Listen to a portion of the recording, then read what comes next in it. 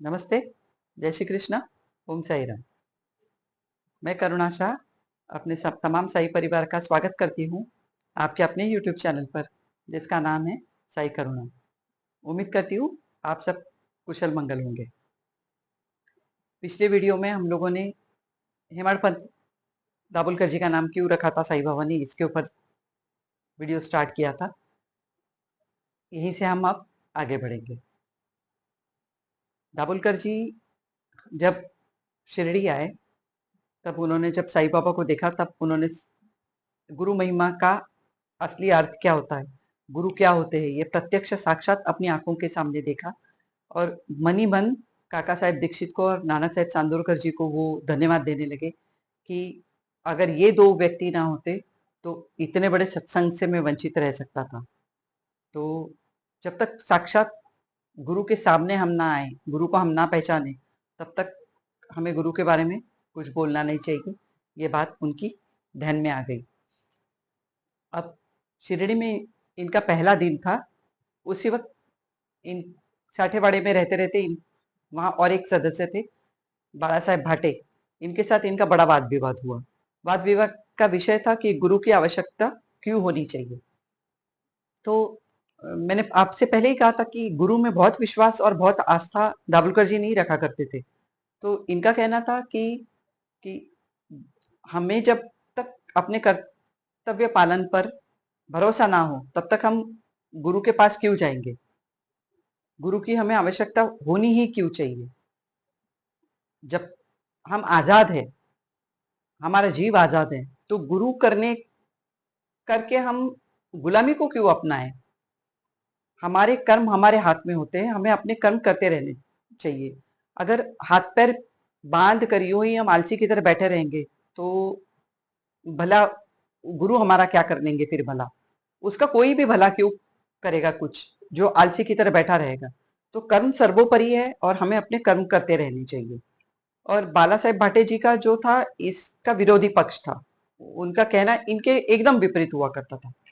तो बाला साहेब भाटे जी कहते हैं कि गुरु सर्वश्रेष्ठ होते हैं, गुरु हमें दिखाते हैं ज्ञान का मार्ग, गुरु हमें सही रास्ते पर चलना सिखाते हैं। और जो घटना होनी है वो घटित होकर रहेगी, चाहे कुछ भी होगा। नसीब के आगे ना कोई जा सकता है और ना हम अपना भविष्य बदल सकते हैं। तो गुरु और को का होना हमारी लाइफ में बहुत जरूरी है। इन दोनों में एक्चुअली बहस इस विषय पर भी छिड़ी थी कि नसीब सर्वश्रेष्ठ होता है या कर्म। तो दाभोलकर जी कर्म को सर्वश्रेष्ठ मानते थे और भाटे जी का कहना था कि नसीब सर्वोपरि है, नसीब को श्रेष्ठ मानकर ही चलना चाहिए हमें। दाभोलकर जी कहते हैं कि अपना उद्धार करना हमारे ही हाथ में होता है, हमारे कर्म हमारे हाथ में होते हैं, तो हमारा भविष्य भी हमारे हाथ में होता है। तो इसके लिए संपूर्ण विश्वास अपने गुरु पर कर कर अपने आप को पूरी तरह से गुरु के ऊपर नहीं सौंप देना चाहिए हमें। तो ये वाद और विवाद ऐसा था। उस वक्त इनको भाटे जी को थोड़ा गुस्सा भी आया था।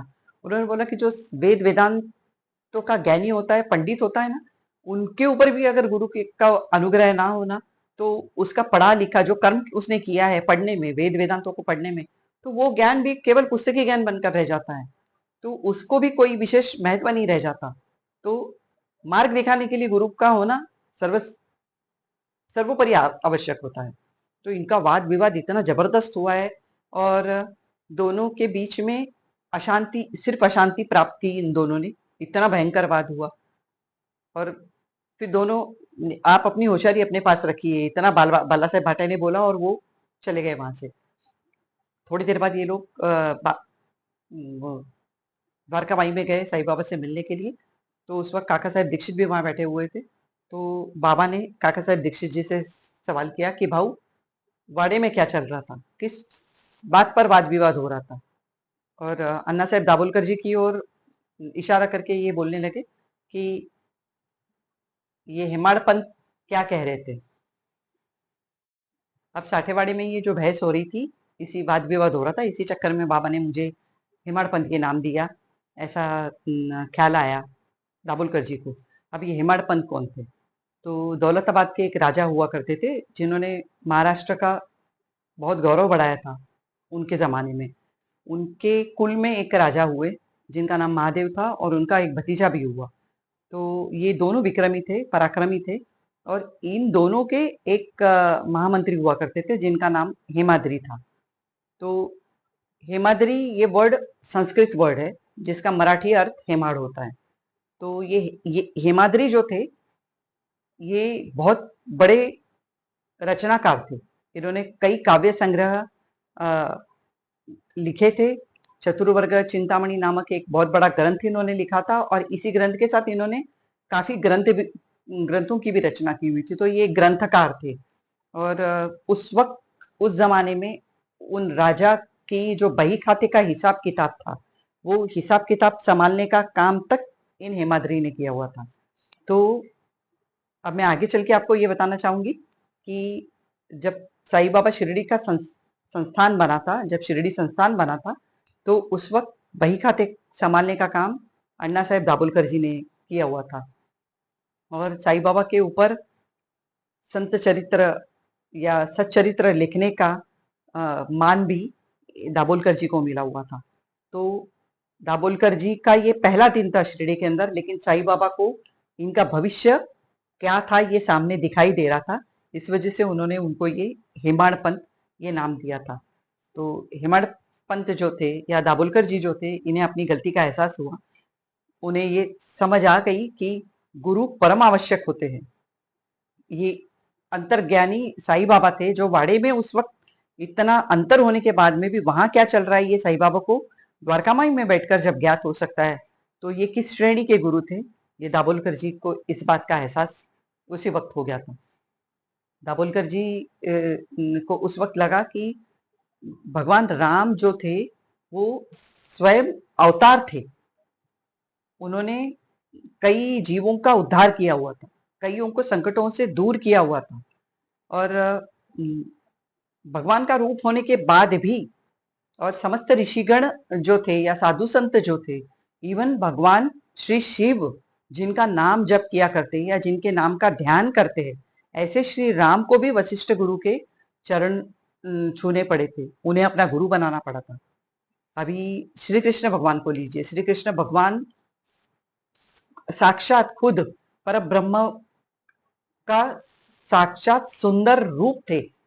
बावजूद इसके इन्हें सांदीपनी गुरु के घर में रहकर अनेक कष्टों को सहकर उनके आश्रम के हर काम को करना पड़ा था। हर सेवा अपने गुरु की और गुरु माता की उन्हें भी करनी पड़ी थी। जब साक्षात राम भगवान को और कृष्ण भगवान को धरती पर रहकर किसी को अपना गुरु बनाना पड़ा था, वशिष्ठ ऋषि को, सांदीपनी ऋषि को अपना गुरु बनाना पड़ा था, तो सोचिए हम जो मानव होते हैं इनकी तो क्या ही गति होगी। तो गुरु सर्वश्रेष्ठ है, परम श्रेष्ठ है, ये ज्ञान इन्हें हो चुका था। तो गुरु बिना न ज्ञान संभव है, न परमार्थ संभव है, और ना ही मोक्ष संभव है। तो इन तीन चीजों के लिए हमें भी किसके चरण पकड़ने हैं? हमें भी हमारे साईं के चरण पकड़ने हैं, हमारी साईं की भक्ति करनी है, और श्रद्धा और सबूरी के साथ आगे बढ़िए। हम जरूर अपने साईं तक पहुंचेंगे, हम भी जरूर मोक्ष को प्राप्त कर सकते हैं। कोशिश करना हमारे हाथ में है केवल। तो उम्मीद करती हूँ जिस तरह से दाभोलकर जी की आंखें खुली, इस तरह से मेरी और मेरे तमाम साई परिवार की भी आंखें खुले, और हमारे गुरु, हमारे साई हमारे लिए कितने परम आवश्यक है। इनकी भक्ति श्रद्धा से और सबूरी से करना हमारे लिए कितना परम आवश्यक है, इसका एक छोटा सा उदाहरण मैंने आज यहाँ पर आप लोगों को दिया। बहुत सुंदर लिखित किया है ये दाभोलकर जी ने। उनके शब्दों को पकड़ना, उनके शब्दार्थ को समझा पाना, ये मेरे लिए भी आसान नहीं है, पर ये है जिसकी वजह से ये मैं प्रयास कर रही हूँ, और थोड़ा थोड़ा इसमें मैं शायद सफल हो रही हूँ। शायद मैं आप लोगों तक साईं बाबा के अध्याय को पहुंचाने की कोशिश में लगी हूँ। तो उम्मीद करती हूँ पसंद करेंगे आप लोग इसे, और आपके मैसेजेस रुकने नहीं चाहिए। आप ही तो हो ना जो मुझे बता सकते हो कि मैं कहाँ सही जा रही हूँ, कहाँ गलत जा रही हूँ। तो मैंने भी अपना सर्वार्थ या अपना अहंकार कहिए, ये इनके चरणों में समर्पित कर दिया है। तो अगर मुझसे कोई गलती भूल भी हो रही है, तो भी इन्हें समर्पित है, और अगर मैं कुछ अच्छा भी कर पा रही हूँ तो भी वो इन्हें समर्पित है। तो मेरी सारी भूल और चूक के लिए जितनी मैं जिम्मेदार हूँ, तो समझिए कि ये सब इनके चरणों में मैंने समर्पित किया है। तो कोशिश कीजिए कि आप लोग भी इसे अपना सके, जिस तरह से मैं आपके सामने उसे पेश करने जा रही हूँ। उम्मीद करती हूँ आपको ये भी अध्याय बहुत पसंद आया होगा, मेरा समझाने का तरीका आप लोगों को बहुत पसंद आया होगा। तो मैसेजेस आपके नहीं रुकने चाहिए, आपके मैसेजेस मुझे मोटिवेशन दे रहे हैं। मेरी प्रेरणा का एक निमित्त है या कारण है, वो है आपके मैसेजेस, और बहुत सुंदर मैसेजेस आपकी तरफ से मुझे आ रहे हैं, और मैं बहुत खुश भी होती हूँ उन्हें पढ़कर, और मैं उम्मीद करती हूँ कि इसके आगे भी आप सुंदर मैसेजेस करते रहेंगे, ओम साई राम लिखते रहेंगे। ज्यादा से ज्यादा लाइक कीजिए, ज्यादा से ज्यादा शेयरिंग कीजिए, शेयरिंग इज केयरिंग। आप साईं बाबा को घर घर पहुंचाने का काम कर रहे हैं, तो इससे ये एक सेवा आपकी तरफ से भी हो रही है। बहुत जल्द आपसे मिलती हूँ अध्याय 3 को लेकर, तब तक के लिए आज्ञा दीजिए। ओम साई राम।